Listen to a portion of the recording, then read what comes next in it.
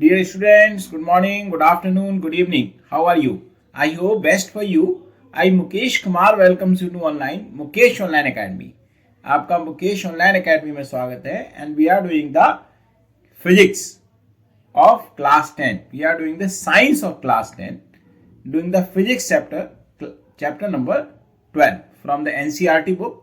And we know that this book is mainly followed into the CBSE board, and other boards have also got the same topics. So these videos can be beneficial to all the persons in India. Okay, and till now we have done in this chapter almost 16 in the 15 videos. Okay, almost entire chapter have been covered. Now we are towards the end of the chapter. Okay, in the previous videos we started with the introduction. We did the electric current, potential difference, resistance, Ohm's law. We did the resistivity. We did the series and parallel combinations, power, rating of appliances, electric energy, and their numericals we did. So we have done so many things. Okay, and I hope you must have seen those videos. If you have not still seen, I have given the links into the description. It is better if you watch them before watching this video, because every video is in continuation. Okay, so it will be much better for you, for your knowledge. And one tip, I think you must be following that. And just whenever you are watching any video for study purpose, okay, then note the key points, make the summary. When you make the summary, it becomes very easy to revise into the exams. Otherwise, each and everything is not possible to revise into the exams.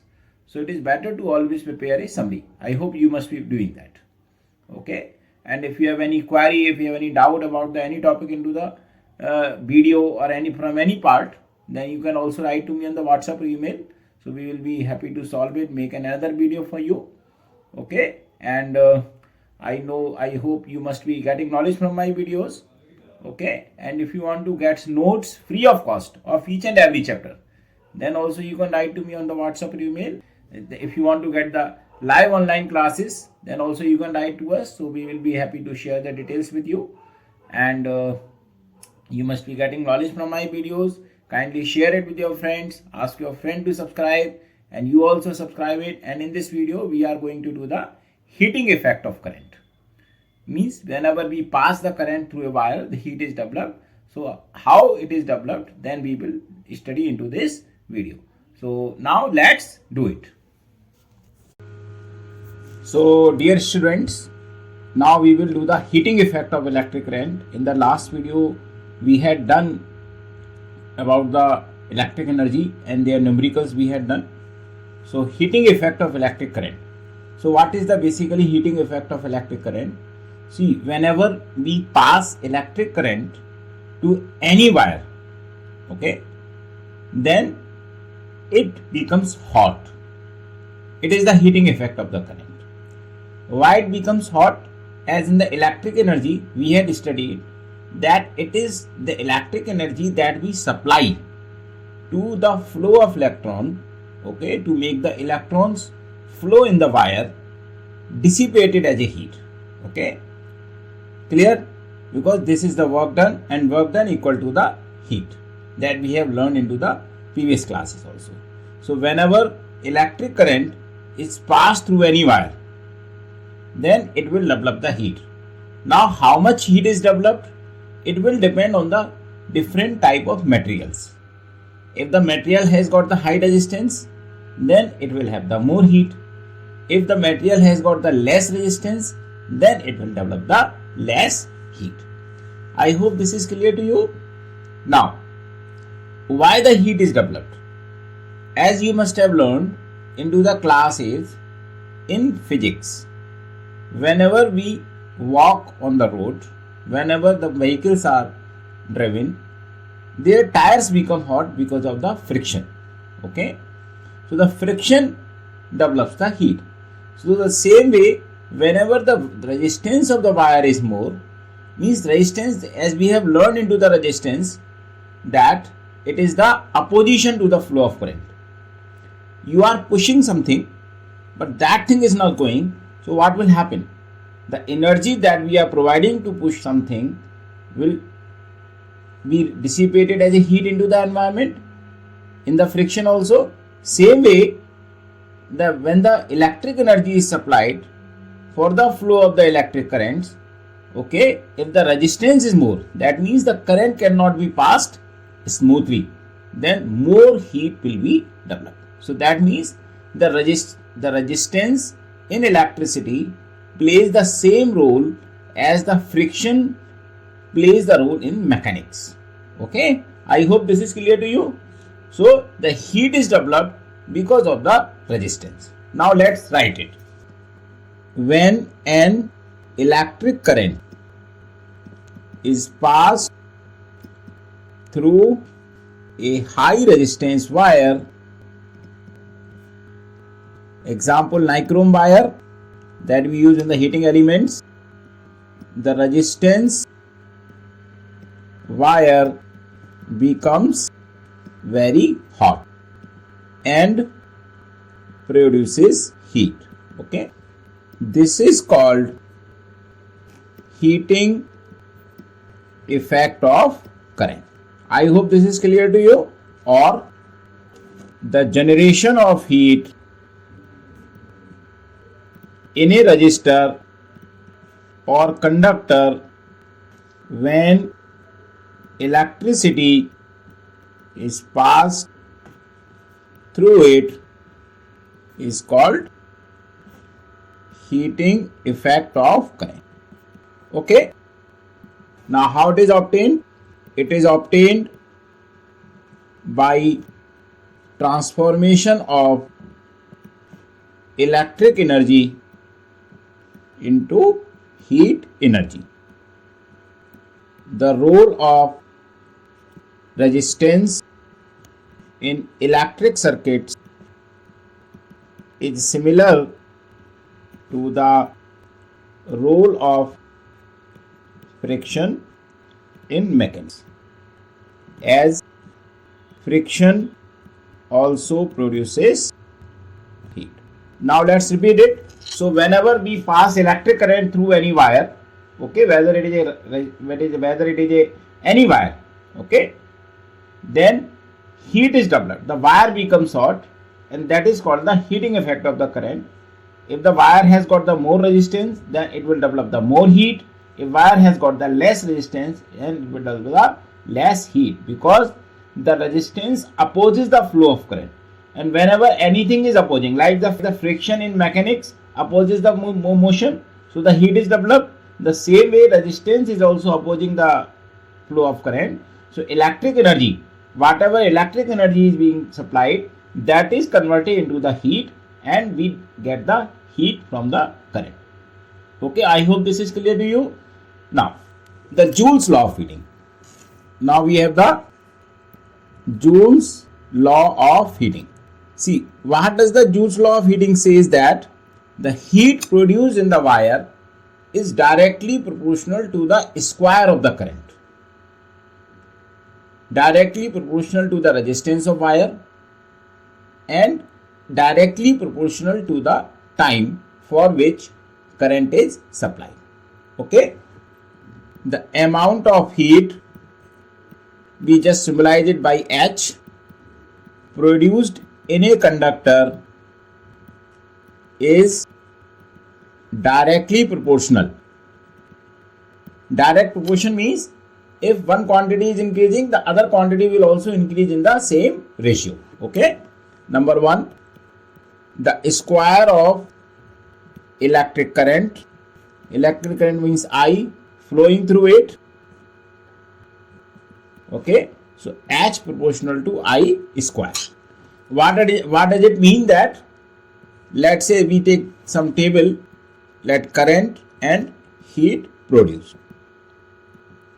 Okay, suppose if we double the current, then heat will become 4 times. Why 4 times? Square. 2 into 2. 2 square means 4. Means if we are doubling the current, then the heat will become 4 times.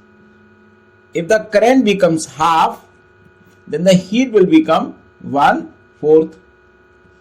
Same way, if we make the current 3 times, then the heat produced will become 9 times.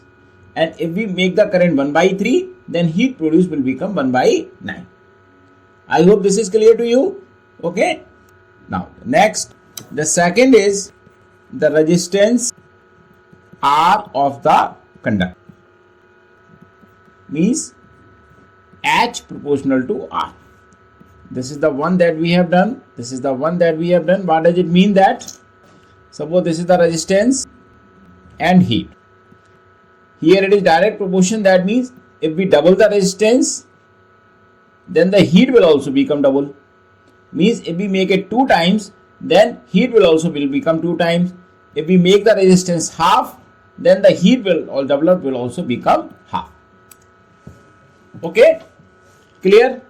Now the third factor is the time t for which electric current flows through the conductor. Okay, so that means H is directly proportional to T. So this we can write as a 1, this we can write as a 2, and this we can write as a 3. Again, let's say this we take time and this is the heat. Now if we double the time, means if we supply the current for double time, like instead of 1 hour for 2 hours, okay, then the heat produced will also become double. And if we make the time half, then heat produced will also become the half. Okay, now is it clear to you? Got it or not? So now again, if we just join 1, 2 and 3, okay, then what will we get? Now from 1, 2 and 3, we will get H proportional to I square RT. Now since this is the proportionality sign, so we have to remove this proportionality sign. So it will become H equal to K I square RT, where K is a proportionality constant.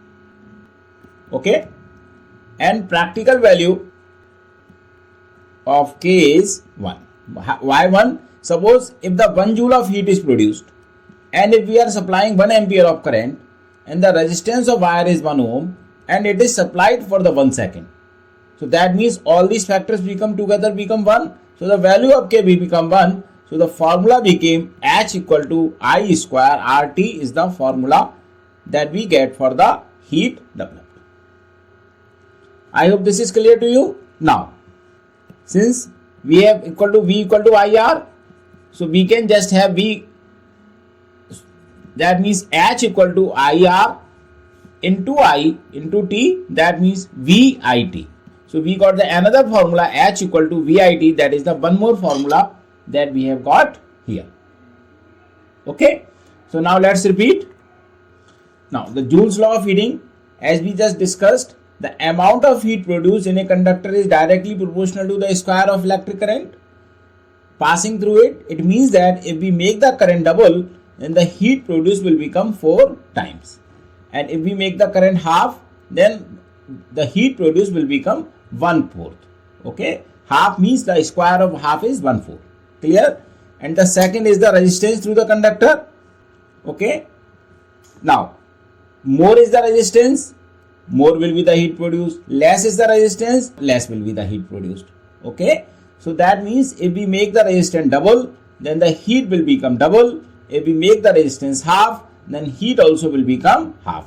Same the time t. Suppose if we supply the current for 1 hour, and if we increase the time by 2 hours, that means we have doubled the time. So that means the heat also will become double.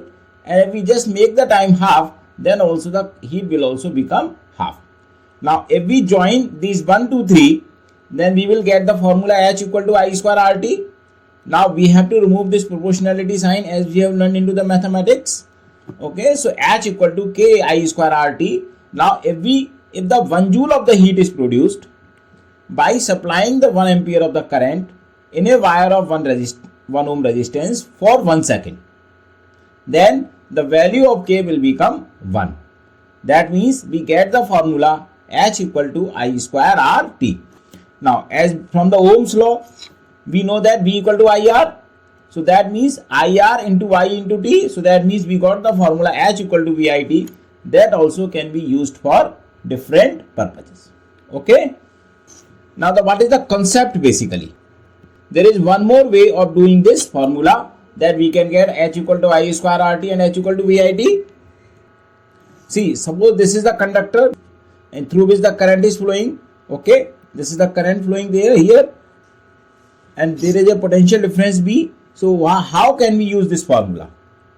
Okay, now concept, what is the concept? Consider a conductor AB connected to a cell. Okay, let V is the potential difference, I is the current through wire. So that means we know that V equal to W upon Q, that we have learned initially. It means that W equal to VQ, that we have learned when we learned the potential difference. Okay. Now let's say if the T is the time for which current is flowing or current is passed. So we know that Q is the electric charge here. Q is the electric charge that is flowing, and W is the work done in this formula. Okay. So we have the Q equal to IT as we have learned into the initial part of this chapter. So now if we put this Q equal to IT here, this into this formula, so that means W equal to VIT. Okay. Now since work done, we have learned that work done is equal to the energy, or work done equal to heat generated. It means that the heat will be equal to VIT, that we have got the formula, same formula in a different way. Okay. Now from Ohm's law we have V equal to IR. So if we put the value of this V in this part, so that means we got the H equal to IR into IT. That means we got the H equal to I square RT. Now the same formula that we have got by this method also. Now let's understand this again. Consider, suppose this is the conductor AB through which the current is flowing. The potential difference V is supplied to it, so the current I is flowing for the time T period. Okay, and so we have learned that V equal to W upon Q in the initial part of the chapter. So it means that W equal to VQ. Now if here the Q is the charge, suppose the current is flowing for the time T, so that means Q equal to IT. Now this IT we have put it here in the Q equal VQ. So W equal to VIT we have got. Now since we know that work done is equal to heat generated, so that means H equal to VIT. And now since from the Ohm's law we have the V equal to IR, so that means we got the H equal to I square RT. So there are both ways of getting the formulas. So you can do either this way or that way. Okay, I hope this is clear to you. Now as we have learned that more is the resistance of wire, more will be the heat generated. So more heat will be generated in a high resistance wire than a low resistance wire. Clear? Now it means that, see, now since in series we have the R equal to R1 plus R2 plus R2 plus R3, so that means the resistance is more. Now but if we go for the parallel, so we have 1 upon R equal to 1 upon R1 plus 1 upon R2 plus 1 upon R3 and so on. Now the overall resistance is less. It means that more heat is generated when conductors or appliances are connected in series than in parallel. I hope this is clear to you. So as we learned that, now let's repeat it. So as we have in the series we have the more resistance. If we get the same wires in series, then the resistance will become more, and if we get the same wire in parallel, the resistance becomes less. Since the heat generated is directly proportional to the resistance, it means that when we just join all these wires into the series, then more heat will be generated than when it is done in parallel. I hope this is clear to you. Now let's do the one question. See, the question is, state whether an electric heater will consume more electrical energy or less electrical energy per second when the length of its heating element is reduced. Give reason for your answer. Okay, so now let's answer this question. Now, since we know that E is equal to P into T, means electric energy equal to P into power into time, as we have learned the formula into the previous videos. Okay, now where P is the power of an appliance, or we can say wattage, and T is the time for which it is being used. Okay, now we know that P equal to V square upon R. Now, since the length of heating element is reduced, it means that the resistance of heating element will also be reduced. Why it will be reduced? Because we have learned that R is directly proportional to L. When the length of the wire is reduced, the resistance is reduced. It means that the power will become more. Now, since P is inversely proportional to R, it means that the power of appliance will become more. Okay, now since the power becomes more, since E is directly related to the power wattage, it means that it will consume more electrical energy than before. But as we know that heat is directly proportional to R, it means that less heat will be generated. Now let's understand this question again. Now, since the formula of the electric energy is P into T, where P is the power of an appliance or wattage, where T is the time.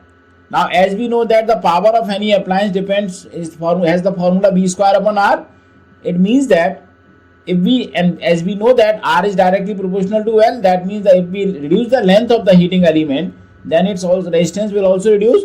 Now, since P equal to V square upon R, it means that P is inversely proportional to the resistance. Now, since the resistance here is decreasing, it means that the power of the wattage of the appliance will increase. Now, since the wattage of the appliance is increased, so that means it will take the more energy because E equal to P upon T. But since H will be proportional to R, so that means the less heat will be generated. I hope this question is clear to you.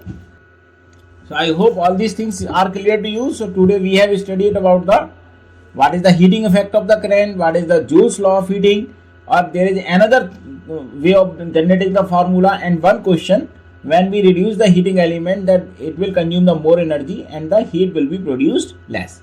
Okay, so in the next video we will do the practical applications of the heating effect of current.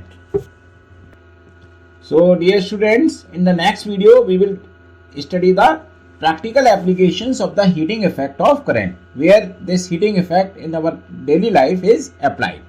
So thank you so much for your watching. Write your comments about the video, about any query, any doubt about the topic into the comment box, or you can write to me on the WhatsApp or email also that we have given into the description. And I hope you must be making the key points, must be making the summary. Writing habit must be developed, because in exams you have to write. So just develop your writing habits. Okay, and if you want to get the notes, all the notes free of cost, then also you can write to me on the WhatsApp or email along with the practice questions we will send you. And if you want to get the live online classes, then also you can write to me on the WhatsApp or email. Okay, interactive. And I hope you must be getting benefited from my video. You must be getting knowledge from my videos. Kindly share it with your friends, subscribe to it, ask your friend to subscribe. Thank you so much.